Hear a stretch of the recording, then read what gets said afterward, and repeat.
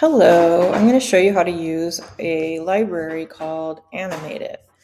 So let's create a new HTML CSS document, and I'm going to call it Animate It version 2 because I had some trouble this morning. Okay, create Replit. So here are the files that you need. There's a CSS file. And you can throw this IE fix in there as well. I think it just calls on it if it needs it. Or maybe, I don't know, maybe if you run into IE issues. I don't even know if people are using IE anymore. But there's that file, and then there's also this JavaScript file. And those are the two files that you need. You also need to have jQuery. So let's see. I'm going to change the title just for fun, and then I'm going to make a folder called Animate It, so we can keep our files from this separate. So I'm going to drag this one in, and then I'm going to drag this one. I might as well do both of those in here, and I'll just link to the CSS one. So you want to import the CSS before your own style. So it's in a folder. So here we are on index. So we just need to say animate-it to get to the folder. And then it's animations.css. Let me make sure. Yep. Okay. I'm going to open this in a new full browser window and open this up more. There we go. Okay. And then we want it to go above our scripts. So I'm going to say script source equals, and then animate -it slash CSS3. I'm just going to grab the name, rename it, copy, just so I don't do typos. Okay. CSS3 animate it. And then we need to go grab jQuery. So that is on code.jquery.com. And I'll just show you, it's the 3.x version. We want to click minified, which is a slightly smaller file size. I'm going to copy that. And then that one needs to also go above both of these. Okay, so there's also an example file. Let's just put that in the folder so we can just refer to it. So basically, in the example file, there's a parent with a class of animated parent, and then it has this data sequence which tells it how quickly to go to the next thing. I haven't even shown you what this does, so let's look at that first. I'm going to go here, /animate-it/examples, example.html. No, probably examples. Animate it. Okay. Come on. Oh, probably because the folders are different in here. Let's see. Yeah, so this needs to be changed to actually just animations.css because it's in the same folder as examples. And this, back to examples. This one needs to also just go to CSS3 animate it because it's in the same folder.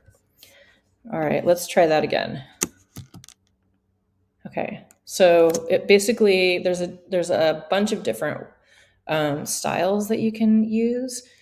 You can sort of bounce in from the right, bounce in from the left, fade in, fade out, that kind of stuff.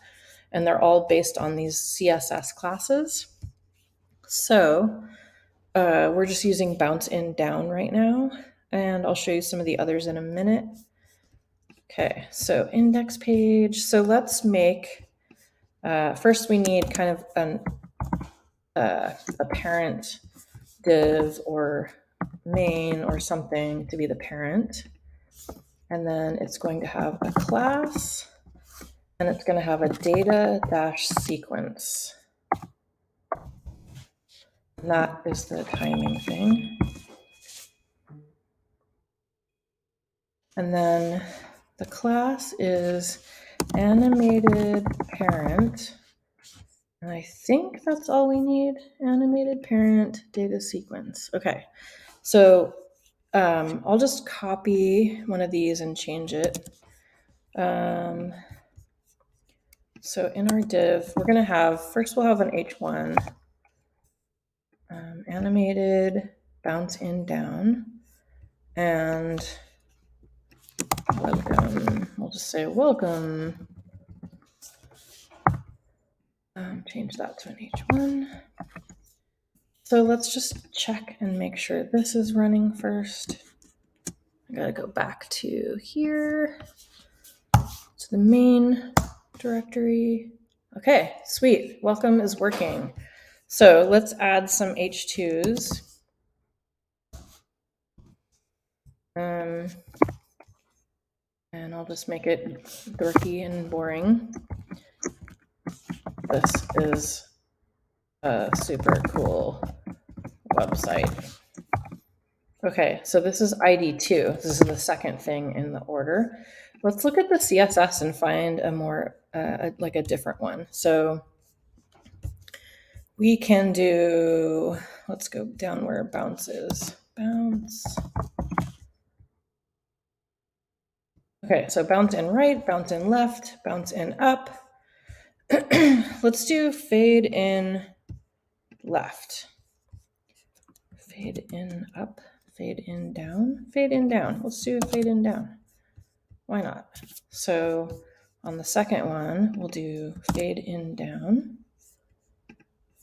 Try that, see if that works. Yay! And then